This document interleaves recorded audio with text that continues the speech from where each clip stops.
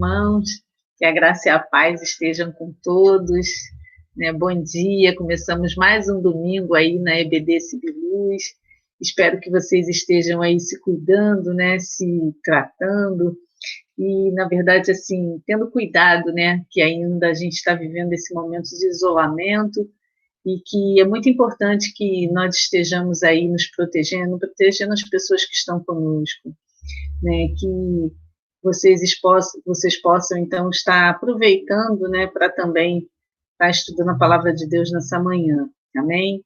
Vamos pedir, então, a Deus que nos conduza, né, que Ele possa estar nos orientando e conduzindo essa manhã da melhor maneira possível, amém? Então, nós vamos hoje começar falando um pouco sobre os profetas, né? E aí a gente vai falar sobre os profetas maiores. Vou compartilhar com vocês aqui o material que eu preparei, para que nós possamos, então, compreender um pouco melhor, né? Como é que a gente pensou. Então, daí, então, a gente vai tratar, né, desse contexto, onde a gente vai falar um pouco sobre os profetas maiores. Bom, quando falamos em profetas maiores, não dá a impressão de que eram os profetas de maior importância, mas esse é um pensamento equivocado, né? Um pensamento errado. Na verdade, os profetas maiores são o conjunto dos mais extensos, né? Os livros que são mais extensos, né? Livros proféticos do Antigo Testamento da Bíblia cristã. O termo maior refere-se ao tamanho do livro, que são livros que têm mais capítulos, né? Então, assim, significa que são livros mais volumosos, e não é pela importância do profeta, mas sim pela quantidade de textos, né, que vai acontecer dentro de cada livro. E aí, nesse caso, então, a gente tem os profetas que são chamados de profetas maiores, né, que seriam os profetas que têm maior quantidade de textos. Então, a gente vai ter aí em ordem, né, Isaías, Jeremias, Ezequiel e Daniel.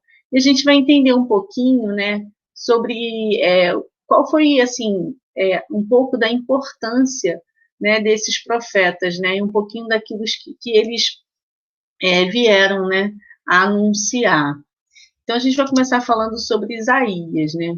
E aí, Isaías, né, foi o profeta, ele foi um dos escritores do Antigo Testamento que profetizou em Judá entre os séculos 8 e 7 antes de Cristo, quer dizer, por volta de mais ou menos aí 700 a 800 anos antes de Cristo, né? Ele escreveu o livro profético mais extenso da Bíblia, que é o Isaías, né, o livro Isaías, que significa o Senhor é a salvação, né, que significa Senhor em salvação em hebraico.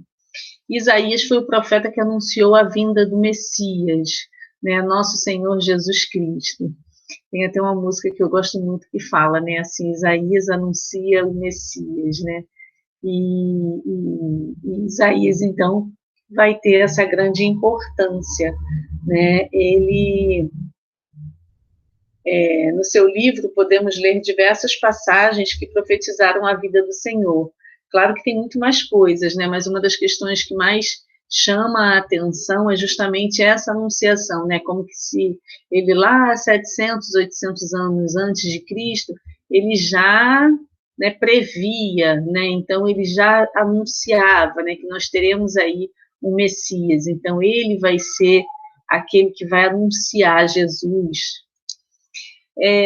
Nós temos também Jeremias, né? Jeremias é um profeta, né, que expõe para o povo de Israel os motivos que levaram ao sofrimento do exílio babilônico, que foram diversos desvios espirituais, né?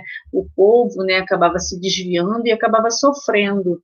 E Jeremias também sofria com isso. Tem até a parte do texto, né, do livro, né, Lamentações, que foi escrito por Jeremias também, né, e é muito interessante porque ele acabava ficando tão movido, né, por esse sentimento, né, de ver o povo sofrendo, né, que ele também chorava, né, passava por esse momento de sofrimento, né, e ele acabava chorando, né, por causa do sofrimento do povo. Por isso tem aí o livro Lamentações. Jeremias também luta para desmascarar os falsos profetas, né? Isso a gente vai encontrar no capítulo 14, do versículo 13 ao 16. E também no versículo 23, do 13 ao 14, né? Que, segundo o profeta, falam em seu próprio interesse, fortalecem as mãos dos perversos, para que ninguém se converta à sua maldade, seduzem o povo com suas mentiras e seus enganos, roubando um do outro. Na verdade, assim, Jeremias vai, então, né, anunciar isso, e é tão interessante a gente perceber o quanto que nós temos isso ainda nos dias de hoje, né? Quantos falsos profetas, né, que enganam o povo se deixa enganar, né, por essas situações onde acaba sendo iludido, né, por falsas promessas, né, e daí, então, Jeremias já era alguém que já anunciava isso, né, dizia, olha, né, falando assim bem simplesmente, né, toma cuidado, porque existe aí algumas situações, né, que são enganosas, mas muitas vezes o povo, por querer algo que é mais fácil, ou mesmo por falta de conhecimento, muitas vezes o povo acaba se deixando enganar, né? Então, Jeremias vai ser esse profeta, né, que vai falar um pouco sobre essa situação, né? Bom, depois nós temos Ezequiel. Ezequiel também denuncia as rebeldias do povo de Israel. O povo de Israel era rebelde, hein, gente? E prevê a queda de Jerusalém do, é, do poder, né? De Nabucodonosor, que era o rei da Babilônia, né? Então, Ezequiel que vai estar falando ao povo de Israel, né? E vai prever essa queda. E ele também vai, a doutrina que ele, né, professa, tem por núcleo a renovação interior. É preciso criar para si um coração novo e um espírito novo. Isso se encontra em Ezequiel 18:31. Ou ainda, o próprio Deus dará outro coração, um coração novo, e infundirá no homem um espírito novo, né? Porque, consequentemente, né, se nós temos um coração transformado, né, um coração quebrantado, um coração transformado, o que vai acontecer? É um coração novo, né? Então, consequentemente, nós teremos um espírito novo, né? Porque aquilo que era velho morre e nasce algo transformado dentro de nós, né? E é Ezequiel que vai anunciar isso, né? Ele que vai falar sobre essa transformação. E essa transformação acontece no nosso coração, né? Dentro da gente, né? Por isso que fala tanto dessa questão, né? Precisamos mudar o nosso coração, por isso que fala do coração de pedra, né? Que é o coração precisa ser quebrantado, né? Então, assim, é super importante que quando você pede a Deus, né, retira o coração de pedra e coloca um coração quebrantado, né, um coração transformado. Por quê? Porque esse coração, ele vai ter um espírito novo, vai ter algo que vai ser realmente assim iluminado, né? Algo que vai trazer realmente algo bom, né? Então é no nosso coração que a gente se transforma, né? Nesse coração que a gente experimenta, né, a presença de Deus, né? Não é somente na nossa cabeça, né? Mas no nosso coração. O coração precisa estar quebrantado.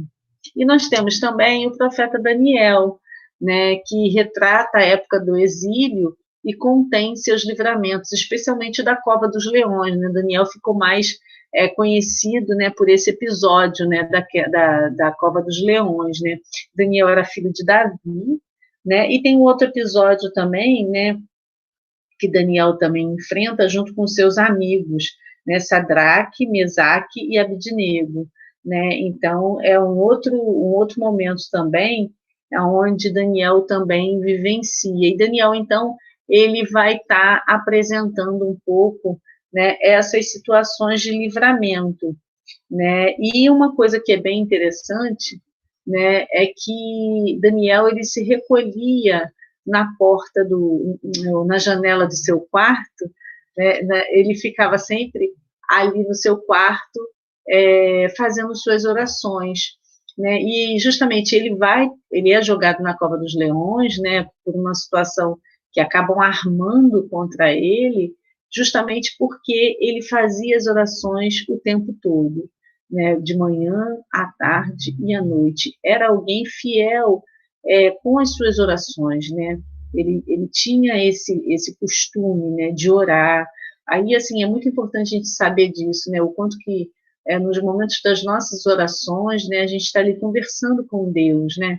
A gente está colocando para Deus nossas ansiedades, nossos medos, né, nossas angústias e falando também para Deus aquilo que a gente gostaria que acontecesse. Então, Daniel era um homem fiel nesse sentido das suas orações e por isso acabam armando, né, uma situação para que então o rei acaba criando uma situação onde o rei então dispõe desse momento, né, e acaba colocando ele ali na cova dos leões e, na verdade, ele vai ser livrado, né? Deus livra ele, como ele fala, né? Deus fechou a boca dos leões, né? E ali então ele acabou experimentando mais uma vez o livramento daquilo que era para acontecer de ruim, né? Mais uma vez é uma prova, né, de que as orações dele fizeram sentido, né? Bom, então, meus irmãos, esses então são os profetas, né, maiores, que retratam o desvio de Israel e suas consequências, mostrando-nos a importância de sempre nos mantermos fiéis a Deus. É super importante a gente perceber o seguinte, né, o quanto que a fidelidade em nossas vidas, né, daquilo que nós precisamos ter com Deus, é importante que a gente mantenha essa fidelidade, né? Estarmos sempre ali presentes, né? Sempre orando, conversando com Deus, com o nosso coração quebrantado, com o nosso coração transformado, né? E se a gente mantém essa fidelidade a Deus, Deus ele vai, na verdade, ele ouve as nossas orações, né? E ele caminha com a gente.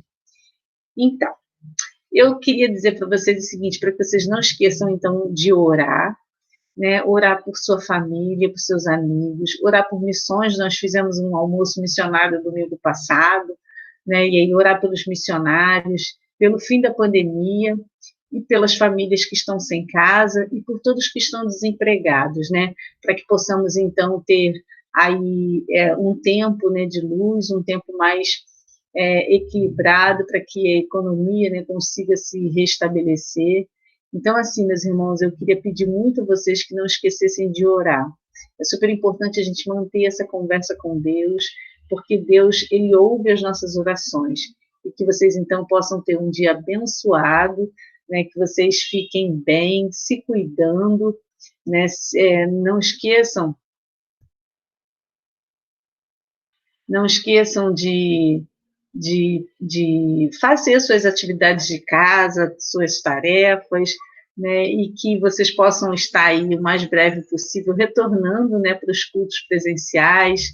Nós estamos já lá na igreja fazendo os cultos presenciais, que vocês possam então estar indo lá. Nós vamos então preparar um culto para receber vocês. Amém? Que vocês tenham um ótimo domingo, né, e que seja um dia abençoado.